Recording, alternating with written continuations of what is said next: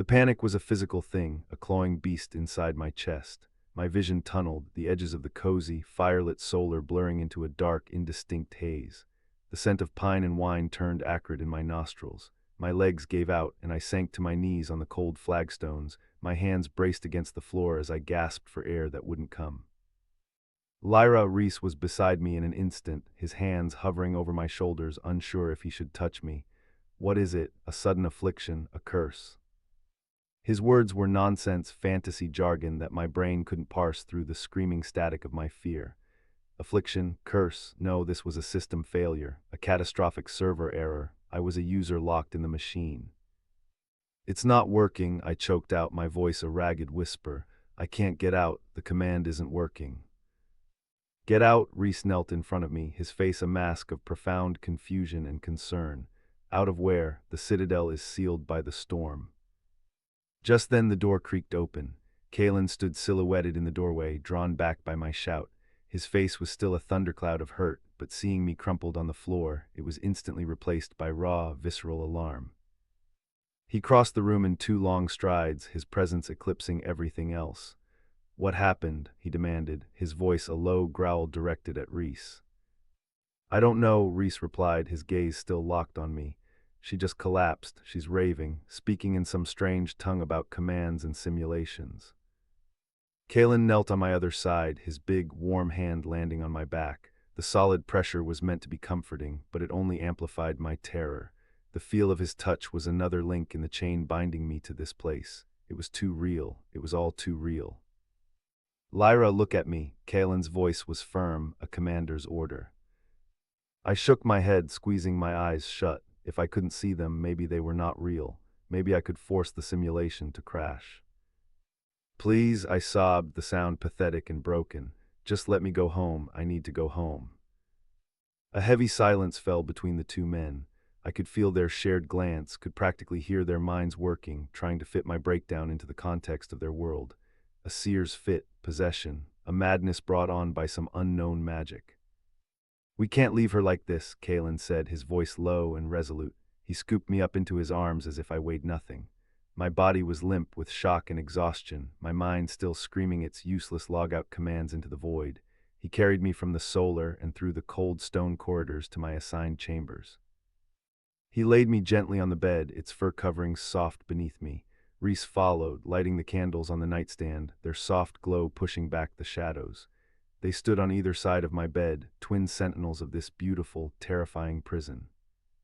She needs a healer, Reese said. No healer in this citadel knows of magic that causes this, Kalen countered. We will watch over her ourselves, no one else is to enter. Reese nodded in grim agreement. He pulled a chair to the corner of the room, settling in for a long vigil, but Kalen didn't move. He stood by the bed, his storm-gray eyes filled with a turbulent mix of anger, worry, and a tenderness that I had no right to.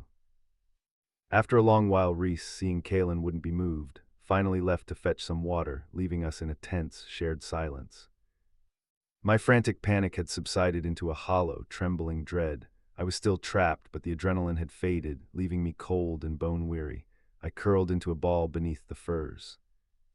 Kalen sat on the edge of the bed, the mattress dipped with his weight, another anchor to this reality. He did not speak. He just sat there, his presence a solid, unyielding wall against the chaos outside and the terror within. After a moment he reached out and simply rested his hand on my shoulder, his thumb stroking back and forth in a slow, rhythmic pattern. The simple, human gesture broke through the last of my defenses. A wave of despair washed over me, and I began to cry in earnest, not loud, panicked sobs, but the silent, hopeless tears of someone truly and utterly lost. He said nothing, just continued the steady, grounding motion. He did not understand my words, my fear of simulations or servers, but he understood pain. He understood despair. In that moment, he was not an NPC I was trying to romance. He was just a man, offering comfort to a woman who was falling apart. My tears began to subside, my breathing evening out. The world still felt tilted on its axis, but the solid weight of his hand was a focal point, something to cling to in the wreckage. I was just starting to feel a fragile sense of calm when it was shattered. From outside the citadel walls, a horn blew, not a call for a change of the watch, but a single, piercing, urgent blast, an alarm. Kalen was on his feet in a second, his entire posture transforming from guardian to warrior. He went to the arrow-slit window, peering out into the swirling snow. "Kalen," I whispered, pushing myself up. He turned back to me, his face grim, the firelight catching the cold glint in his eyes.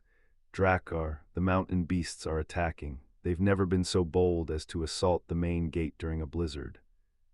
He strode to the door, his duty pulling him away, but he paused, his hand on the latch, and looked back at me, his gaze impossibly heavy. The anger was gone, replaced by a fierce, protective resolve. "Whatever demons haunt you, Lyra," he said, his voice a low growl that vibrated through the stone, "they are not the only ones at our door." He left, closing the door firmly behind him. I was alone, plunged back into silence, but a new sound soon filled it, the distant, terrible clang of steel on steel, and the guttural roars of things that were no longer just pixels on a screen. They were real monsters, and they were coming. Want to keep the flame ignited without having to wait for the next part? You can find the full, tantalizing tale on our main page. See the link in the description.